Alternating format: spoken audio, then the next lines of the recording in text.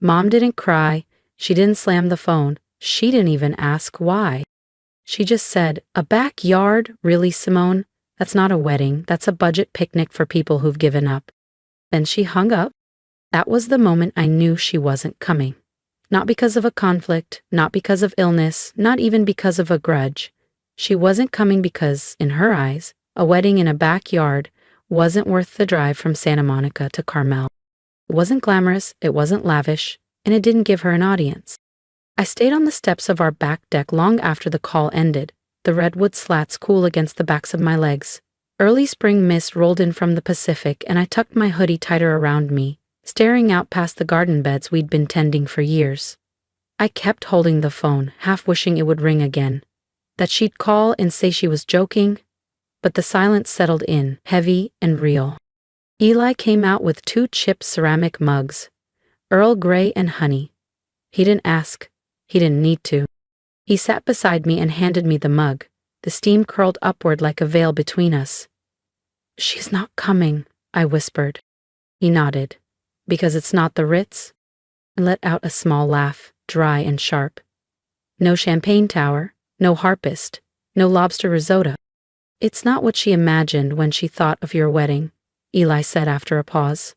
And that hit me hard. It wasn't about me. It never had been. She didn't ask about the garlands of fairy lights we strung from the trees, or the way we spent weekends building wooden benches from reclaimed barnwood, or the hours we spent sowing poppies and lavender, turning our backyard into something magical. She only asked once with a smirk. "You're not doing buffet style, are you?" And she didn't wait for an answer. It's strange how some people shrink a wedding down to its surface. My mother didn't ask about my happiness. She asked about optics, about what the neighbors would think, about what would show up on Instagram. She didn't want to be part of the love, just part of the show. She wanted to be seen. I sent the invitation anyway, printed, not digital, on thick linen cardstock, lavender scented, hand-tied with a silk thread I'd dyed myself. No RSVP ever came. The only response was a text. "Looks like something a homeschooled kid would make." I actually laughed. She'd forgotten I was homeschooled for 3 years, because she asked for it. What do you do when the person who raised you tells you, without yelling, without slamming doors, that your life doesn't count, that your most sacred day isn't worth a tank of gas or a change of outfit? You mourn it, quietly, and then you get up. You hang the lights anyway. You press the dress you chose. You rewrite the vows. And you film everything, not for content, but for truth. My place in her world had always been conditional. I was the second daughter, the quieter one, the hand-me-down kid who never asked why half the family scrapbooks skipped my milestones. At my sister Cassidy's wedding, the one Mom still brings up over brunch, I wasn't in the bridal party. I wasn't even in the family row. I was behind the floral arch with a clipboard and headset, cueing the harpist, checking the mini quiches, keeping the peace. I wore $14.00 clearance flats, had blisters by 2 p.m. Cassidy's gown was hand-embroidered silk from Milan, cost more than my undergrad tuition. I watched Mom adjust the train with tears in her eyes, like she was blessing a queen. When I stepped in for a quick photo, she leaned close and whispered, "Your turn will come." It didn't. What came were errands. All this, check that, be useful, stay invisible. The only photo I appear in from that weekend is a blurry background shot, mid-wipe of the dessert table. Someone once tagged me as staff. I didn't correct them. So when I told Mom this wedding would be small, just vows under string lights, a homemade loaf passed between hands, she blinked. "Small," she repeated, like I'd said unacceptable. Then came the final judgment. "That disappointing, Simone. Don't you want something people will remember?" I smiled calmly. "I do," I said. "That's exactly why we're doing it this way." I wanted the people I loved, the man I'd chosen, music beneath the open sky. Plates passed from hand to hand, not cold chicken with mystery sauce dropped off by servers in black vests. I didn't need chandeliers. I didn't need a towering cake with gold fondant and a 5-figure price tag. But the look on Mom's face the last time we spoke said everything. I had failed. Not the wedding plans. Me. I was too small, too quiet, too unpolished for the day she had once imagined. A week later, Cassidy called. For a moment, I hoped it was to extend an olive branch, maybe an apology. Instead, she said, "Mom's really worried. She thinks you're spiraling. She says you're sabotaging the wedding because you're scared to be the center of attention."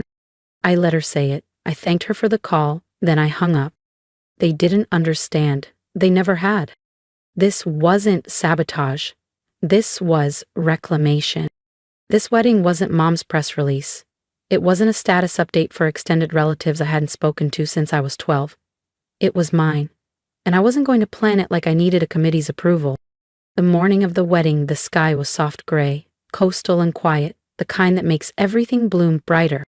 I stood barefoot on the redwood porch, looking out over the backyard we'd built piece by piece. Rows of mismatched chairs borrowed from neighbors curved around the poppy beds, each one tied with hand-dyed ribbon, fluttering in the breeze.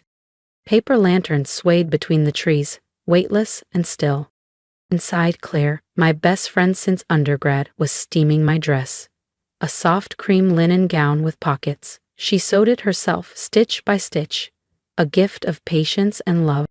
Eli's cousin had just finished laying out the place cards. No cursive, no gold trim, just printed seed paper, so guests could take them home and grow something. I walked the yard slowly, fingers grazing each jar of fresh herbs and wildflowers. Nothing was filler. Every detail was chosen, placed, loved. No bridal suite, no makeup crew, just me, a quiet mirror, and my hands. I twisted my hair into a knot and tucked 2 gardenias behind my ear. When I stepped into the dress, it didn't feel like a costume. It felt like scaffolding holding all of me in place. Claire caught my eye in the mirror. "You okay?" I nodded. "I think so." She stepped in behind me and adjusted the strap gently. If you believe love doesn't need a ballroom to be beautiful, tap subscribe and join me for the next chapter when the music begins and someone unexpected takes a seat in the back row. You look like yourself. I've never felt more like myself. At 4:12 p.m. the ceremony began. No music, no announcements. Just the wind weaving through eucalyptus branches, the rustle of linen, the soft creak of the garden gate as guests stepped inside, like they were entering a moment that already belonged to memory. Eli stood at the end of the garden path, not an aisle, wearing a navy jacket and a smile so uneven it made me laugh through my tears. His hands shook when he saw me. Mine did too. We didn't have an officiant, no formal script, no declarations to the crowd. We just spoke to each other, not the kind of vows you practice in the mirror, but the kind that pour out because there's nothing left to hide. I don't remember the words. I remember how they felt. Like stillness. Like truth. Like someone really hearing you. When we kissed, the clapping came, loud, joyful, real. Not polite applause, but the kind that fills your chest. My favorite sound of the day. Dinner came in enamel pots passed hand to hand, no servers, no schedules, just laughter, roasted garlic, and rosemary smoke curling up from the grill. Someone hummed along to Van Morrison on an old borrowed speaker. As night fell, the lights blinked on, all those hours stringing LEDs through tree branches now glowing like we'd caught stars and asked them to stay. Claire leaned over and whispered, "This looks like a movie set." But it didn't. It looked like home. And I knew, while I danced barefoot under those lights with Eli, that the ones who didn't show up would never understand this. Not the warmth, not the softness, not the meaning, not the magic. They'd see photos, maybe, but they wouldn't see how Eli looked at me during our first dance. They wouldn't hear the toast Claire gave that made me cry. They wouldn't taste the fig cake or the lavender lemonade. They'd missed it. Our friend Devin, an indie filmmaker, not a wedding vendor, filmed it as her gift, just a short piece, 90 seconds, no narration, just light, breath, and music. It opened with Eli wiping his hands on his pants, Then me, tying ribbon on a mason jar of wildflowers. It ended with us dancing on the flagstones, paper lanterns swaying above like stars pretending to be close. I cried watching it. So did Eli. She made it feel like something ancient, he whispered. I nodded. Do you think it's petty if I post it? Eli smiled, gentle, not mocking. Sometimes petty's just the truth finally told. So I posted it, quietly. No hashtags, no commentary, just October 8th. Home. Love. Then I set my phone on the kitchen counter and went to bed. By morning, the views had passed 20,000. By lunch, it crossed 50. That evening, I got a message from a writer at an independent design blog. Is this your wedding? Can we feature it in our next issue? I blinked, then read it again. I hadn't expected any of it. By the end of the week, we'd been featured in 2 online magazines and an aesthetic roundup titled, The Most Beautiful Backyard Wedding You'll Ever See. It wasn't vindication, not really. It was visibility. A gentle kind of being seen, not by people who needed me to perform a curated version of myself, but by strangers who saw the details, really saw them, and felt something. And then the call started. Cassidy was first. She left a voicemail that began with, wow, and ended with, so, why didn't you tell us it was going to be like that? Then a text from Aunt Janice. That wedding video is everywhere. I didn't realize it was yours. Stunning. And finally, my mother. No call, just the text. Is this the wedding I wasn't invited to? I stared at the screen. Technically, she was invited. She just never responded. The next day, she followed up. You made us look terrible, Simone. People keep asking why we weren't there. You could have warned us. Warned them? I read it twice, then a third time. I wasn't sure what bothered her more, the fact that the wedding happened without her, or the fact that it was beautiful. This wasn't about hurt feelings. This was about optics. It always had been. I didn't reply. Not immediately. What do you say to someone more upset about not being in the photos than missing the vows? But 3 days later, after Eli watched the short film again, swirling wine in his glass and letting silence stretch long after it ended, he looked at me and said, You should let her see it, not because she earned it, but because she clearly doesn't understand what she missed. So I sent the message. If you want to understand what really happened, come to the studio on Friday, 3 o'clock. You can watch the full footage. Nothing's edited. She replied 2 hours later. Fine. She arrived 10 minutes late, wearing pearls, of course. She walked into Devin's studio like she was touring a non-profit, cold, polite, with an air of obligation. Her heels clicked against the hard wood like a metronome of disapproval. She didn't smile. I didn't offer small talk. I didn't hug her. Devin had arranged the space simply. 2 chairs, a modest screen, and no distractions. The lights dimmed. I pressed play. For the first few minutes she sat stiffly, arms crossed. I watched her from the side, waiting for the eye roll, the dismissive breath, the smirk. But none of it came. There was no narration, no filter, just the natural sounds of that day. Shoes crunching gravel, laughter from behind the ivy, Eli's nervous stammer as he tried to say home. My voice cracked reading my vows. His hand trembled when he took mine. At minute 12, she adjusted her posture. At minute 18, she blinked.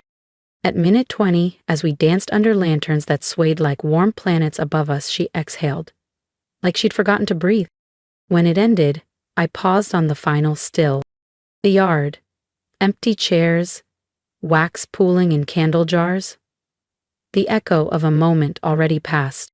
She sat there quietly, then finally said, It looked expensive. I waited. You didn't tell me it would be like that. I turned to her. Would it have mattered? Her lips parted, then shut. I invited you, I said, calm but clear. You didn't come. You didn't make it clear, she started. I cut in. I wasn't auditioning for your approval, Mom. I was getting married. She looked away, and I let the silence sit there, not to punish her, just to let her feel it. When she finally met my eyes again, her voice was sharper, a shade defensive. You made us look like we didn't care. I tilted my head slightly. Did you? She flinched, just for a second, a tiny ripple at the edge of her control. But she didn't answer. I stood, walked to the door, opened it. Thanks for coming. She lingered, just inside the frame, not ready to step out, not ready to let go. She half stood, then sat back down, just for a second. I didn't know it would be beautiful, she said softly. That's the point, I replied. You didn't care to find out. She didn't hug me when she left. I didn't expect her to. But when the door clicked shut behind her, something shifted. Not closure, not forgiveness, just clarity. I didn't hear from her after that. No follow-up message, no long-winded apology draped in excuses. Just silence. Strangely, it felt more honest than anything we'd said in years. I didn't go to Thanksgiving, no invitation came for Christmas, no one formally cut ties, but no one reached out either. It was a quiet exile, the kind that begins as distance and calcifies into absence. And I was okay. Not in the fairy tale ending kind of way, but in the steady, breathable way. The way you finally understand you don't need to chase doors that were never meant to open. So I poured myself into work, into Eli, into the life we were building. The full wedding film was picked up by an arts collective in Seattle. They screened it in a gallery exhibit called Intimate Architecture. We flew up for the opening. People cried watching it. A couple asked if we were actors. I told them, no, just a woman who got married where her life actually began. 6 months passed. One afternoon, I found a small package on our porch. No return address, just my name. Written in careful cursive, I recognized immediately. Inside was a photo. Cassidy's wedding. One I'd never seen. I was in the background, holding a tray of champagne flutes, my face turned, eyes fixed on something just out of frame. On the back were 2 lines. I looked right past you that day. I see you now. No name, no signature. But I didn't need one. I didn't frame it, didn't call to say thanks. I just slipped it into the back of our wedding album. Behind a picture of Eli, spinning me beneath the lanterns, both of us barefoot, both of us laughing. That's the story I'll tell when people ask about our wedding. We planted wildflowers where people expected roses. We fed our guests with our hands, not a checklist. And we invited everyone who mattered, even the ones who never came. Because in the end, a wedding isn't made by who attends. It's made by who stays. And when I look at the photos now, I don't see what's missing. I see what remained. If this story touched something in you, subscribe. Not for me, but for all of us learning to honor what stays, not what leaves. And leave a comment. I'd love to know, what would your version of a true wedding look like? The conference room smelled of lemon polish and old coffee. A breeze slipped through a window cracked open too far, rattling the blinds like restless fingers. I sat at the far end of the glossy table, beside a pitcher of ice water nobody touched. Across from me was my younger sister, Natalie Chen, 28, hair slicked back, wearing a dark suit a shade too big but obviously expensive. She kept